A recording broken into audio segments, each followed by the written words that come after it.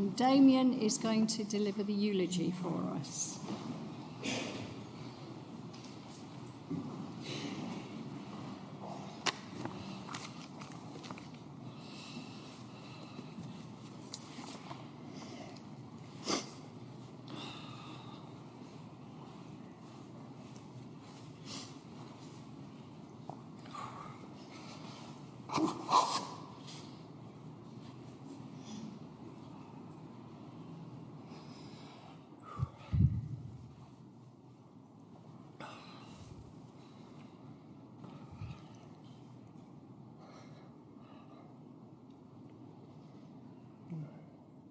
Can you feel it?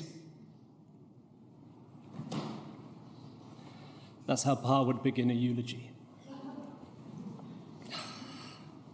Can you feel it? He'd ask. Not entirely for drama, but because he truly believed there was something powerful in a room like this. Something binding us together. The love that the person we're honoring had for each of us. The energy we bring by showing up for them. The invisible but unmistakable thread that connects memory, love, laughter, and loss. So I ask you again, can you feel it? Because it's here. He's here, in all of us.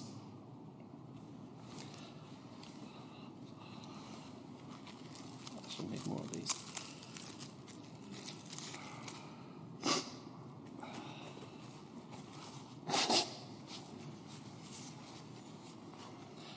Over the last few weeks, as we've gathered, cried, and clung to each other, I've found myself returning to a question. What did Pa leave behind?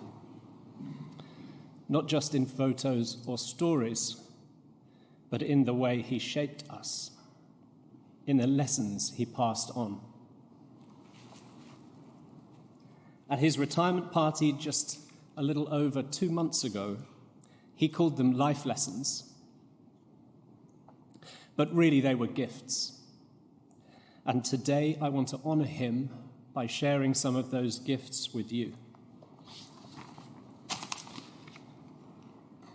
Gift 1, the chance to say goodbye.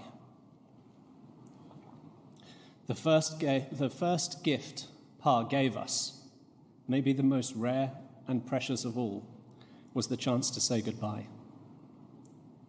He didn't shy away from what was happening. Not once did we hear him complain. His only sadness was the sadness he saw in our eyes. So he did what he always did. He turned it into something for us. He planned that extraordinary retirement party, not as a denial of illness, but as a celebration of life when he was still in it. With great joy and mischief, he gathered everyone he loved. Family, his oldest friends, the walking group, his investment club, the round table, the bold and brave who worked with him at King's Logic Packaging Systems, Aerofill and Turco. And he gave us a moment to say, we see you, we love you, thank you. It was a masterstroke, funny, moving, and utterly Pa. We've watched the video of that night many times, and he found great happiness in reliving it. That party was a gift to all of us, but it was also a gift to him. He gave us all a beginning to our goodbye.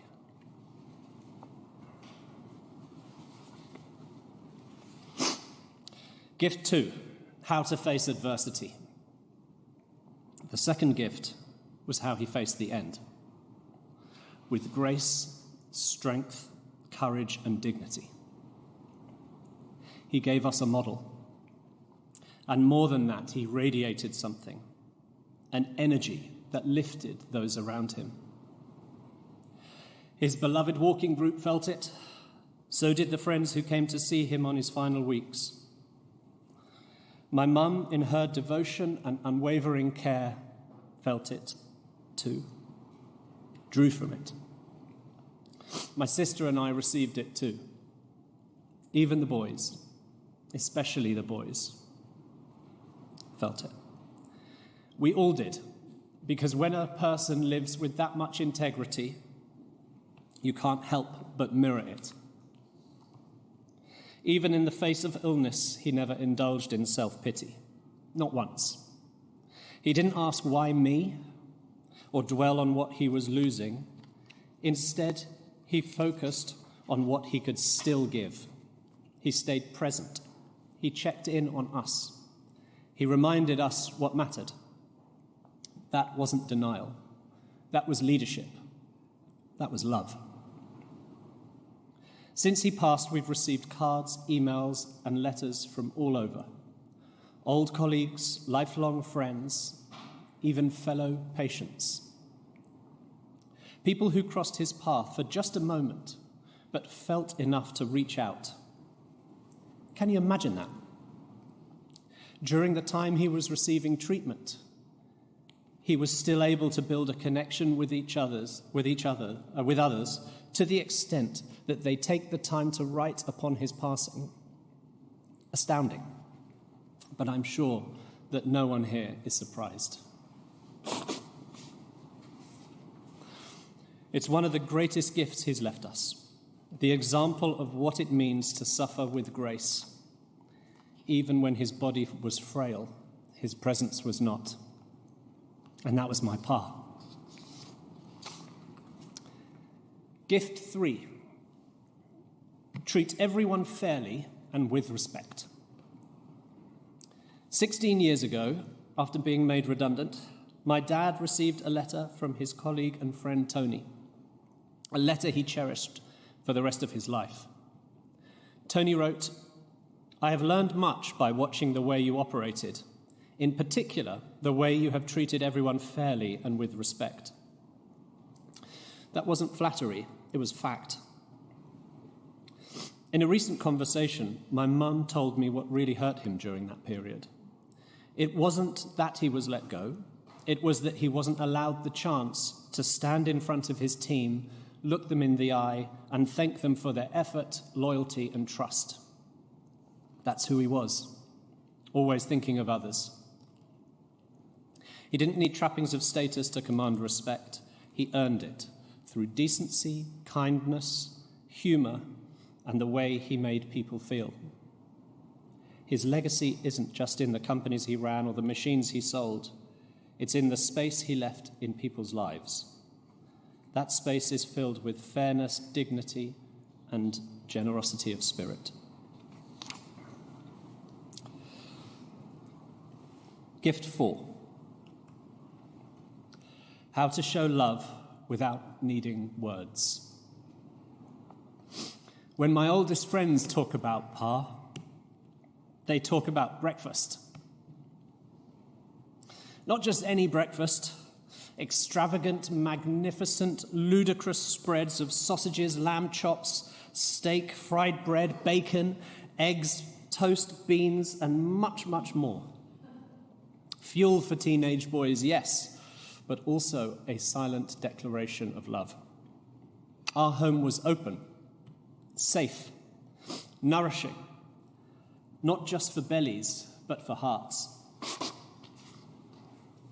We always came back for the food, but we stayed for Ma and Pa, because they gave us something few homes offered, unconditional warmth and welcome every time.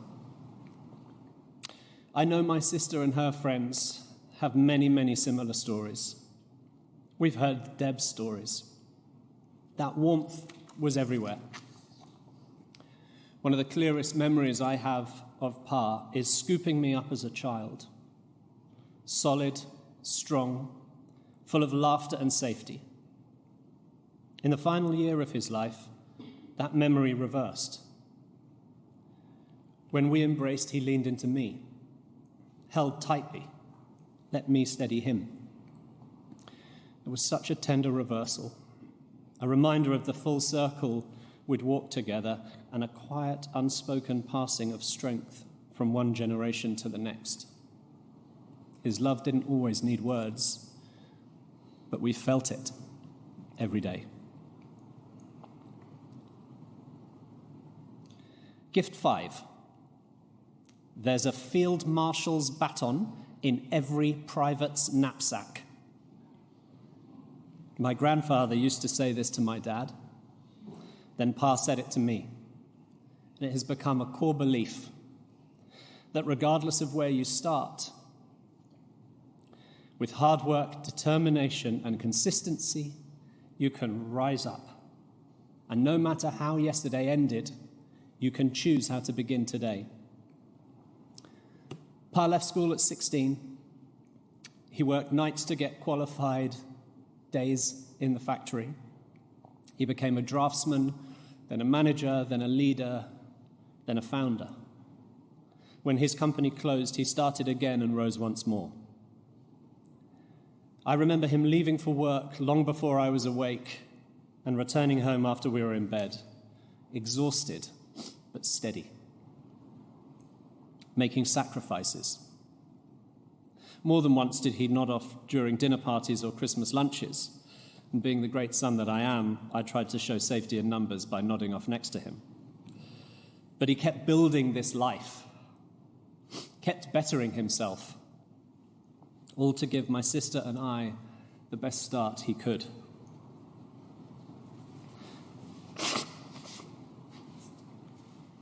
At the same time, he was heavily involved in the Round Table, and I have fond memories of collecting for charity at Christmas with my dad dressed as Santa so they could buy presents for local children who would otherwise have gone without.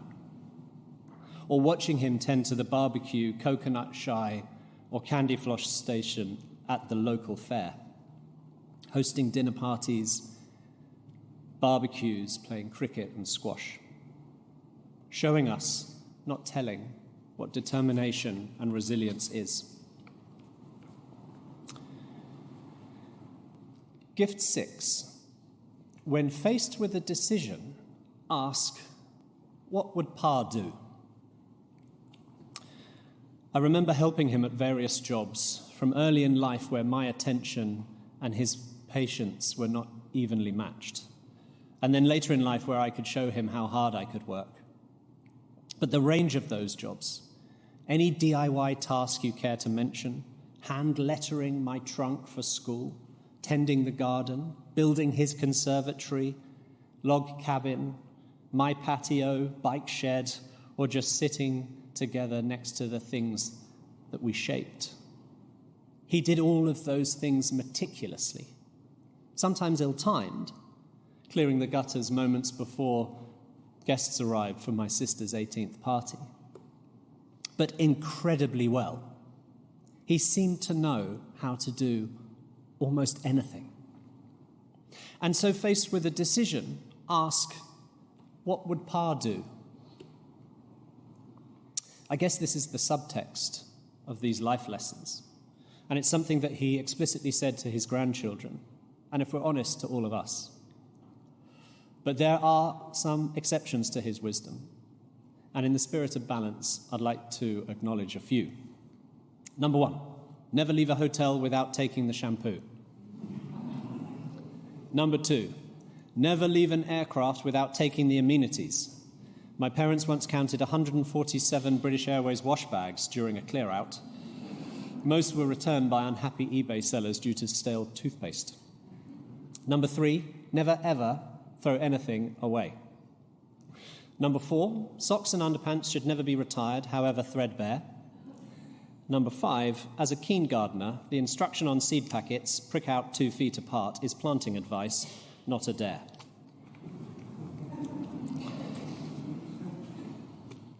Gift 7. Find a routine that works and stick to it. Reaching one's 70s, it seems, often leads to a well-defined set of likes and dislikes. I believe my dad excelled at this more than anyone I knew. He had a routine, whether that was getting into the office earlier than anyone else, or the entertainment circuit he would take clients around. Once he found what works, he stuck with it. His client entertainment circuit became legend. Collect guests at Waterloo. Take them to Benihana to marvel at culinary theatrics, and then off to Riverdance. Every time. He saw it so often that when Noah recently discovered Riverdance, Pa beamed and said, "I must have seen the original 40, maybe 50 times." The routine was so ingrained, it became instinct, which explains how, when meeting a group of Chinese clients at Waterloo, it was only after the show that he discovered they were not his intended group of Chinese clients, but another group, totally unrelated. That instinct must also explain the curious decision to drop Leo off at a nursery school that was not Leo's nursery. Close enough, I imagine he thought. This sense of routine extended to his holidays, his shirts, his favorite restaurants, and of course his favorite people. He liked what he liked. And of course it partially explains why his marriage to my mum was the thing he was most proud of and grateful for. Gift 8. First, you build a life. My mum and dad met on the 28th of October, 1967. My mum was double booked on blind dates. My dad wasn't quite as busy. Their romance blossomed. My mum describes him as an absolute gentleman, always doing things so correctly. And my dad described himself as chronically shy, but utterly transfixed, enthralled, and blown away by my mum. And so began the next 58 years. First to Juniper Cottage as newlyweds, then on to Cumberland Avenue, where I made an appearance, and soon to be joined by Robin at Lane End Drive, then on to Pointers Lodge, and finally to West Byfleet on Dartnell Avenue. He told me how he felt upon becoming a dad for the first and second times, and so much I can relate to. It's a process of being terrified you're going to mess it up, but persevering regardless, making it up as you go along, working hard to establish yourself in the world, providing, making sacrifices, showing your children how to behave, building a life.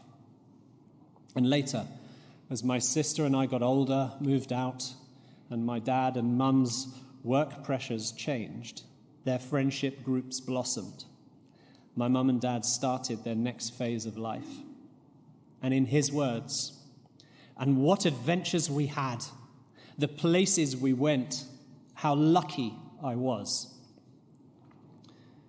I was often astounded at the variety of and stories from his and my mum's escapades as far-flung as Cuba to Bangkok, Barbados to Jersey, India to Panama.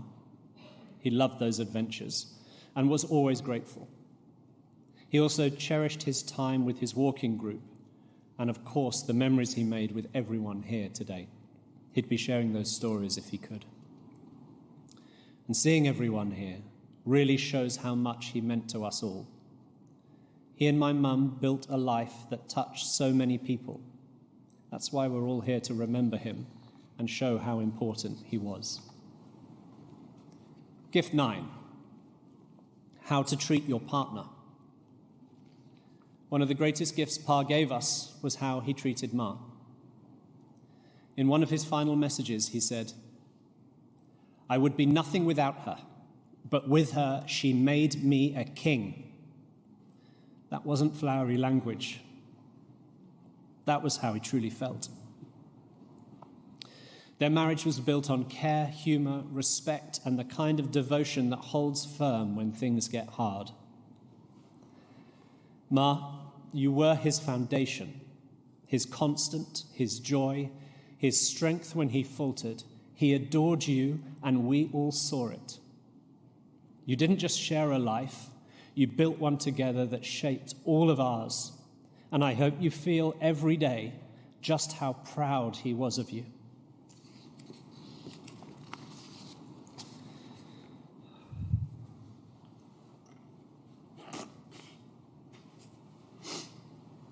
Gift 10, the final gift. His final gift came quietly. It was a still, cloudless day. The ambulance came to take him for the final time. And as we stood, Ma, Bobby and I, a sudden gust of wind shook the trees. The birds sang their loudest. The air shifted. It was as if his spirit was telling us something. We went inside and sat together. I opened his phone and found videos. Beautiful messages he had recorded while he could still speak clearly. Messages of love, of pride, of hope. He left nothing unsaid. He asked us to tell stories of him to Kit. He told Noah, Leo, Zach, and Max that he loved them, he's so proud of them, keep trying hard, to choose their friends carefully, but above everything, to be good. He said when reflecting on his time as a parent and grandparent, we gave the children a childhood they'll remember, the happiness, the way we laughed. I never understood how happy I was. I was so lucky. In another one of these videos, he said, and at the end of the day, the only thing that has any value in this world is the love you give somebody. So give it freely, without any strings, and it will come back freely, without any strings. And it will sustain you if ever you have any challenges in the future. That, I believe, was the biggest gift of all.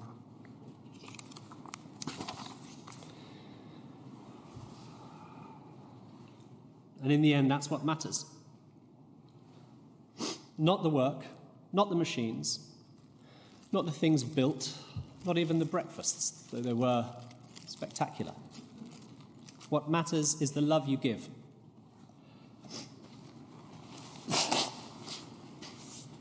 The joy you share, the laughter you leave behind. He said this to me in a video, but it is a message to every one of us in this room. I thank you for all the thoughts and kindnesses you have given to me, because it is an acknowledgement of the care, love, and affection I have always tried to give to you. So today, as we say goodbye to the best dad, husband, grandfather, brother, uncle, cousin, and friend we could have ever hoped for, I say this. Thank you, Pa, for every gift, every story, every hug. You were the best of us, and you always will be. I love you. I can only do all that I can do because you showed me how. And I will carry you with me always.